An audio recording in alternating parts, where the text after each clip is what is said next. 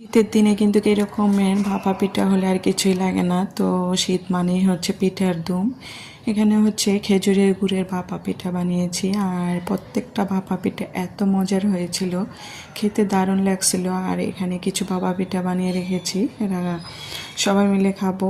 আর শীতের সকালে তো এরকমের পিঠা হলে আর কোনো কথাই নেই। আর এই পিঠাটা কিন্তু খেজুরের গুড় দিয়ে খেতে দারুণ লাগে। আর শীত আসলেই কিন্তু কীরকম পিঠা খাওয়ার ধুম লেগে যায়। আর গ্রামে আসলে তো আর কোনো কথাই নেই, সবসময় নানান রকমের পিঠার আয়োজন। তো আমার কাছে ভালো লাগে এই পিঠাটা, আর দারুণ মজার ছিল কিন্তু পিঠাটা খেতে। তো এই তো গ্রামের বাড়িতে এসে কিন্তু মজার মজার পিঠা বানিয়ে নিলাম, তারপর সাথে খেয়ে নিলাম।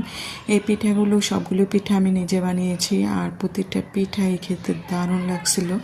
প্রত্যেকটা পিঠা আমি খেজুরের গুড় দিয়ে বানিয়েছি, সাথে হচ্ছে নারিকেল। আর নারকেল দিয়ে এই পিঠাটা দারুণ মজা লাগে খেতে।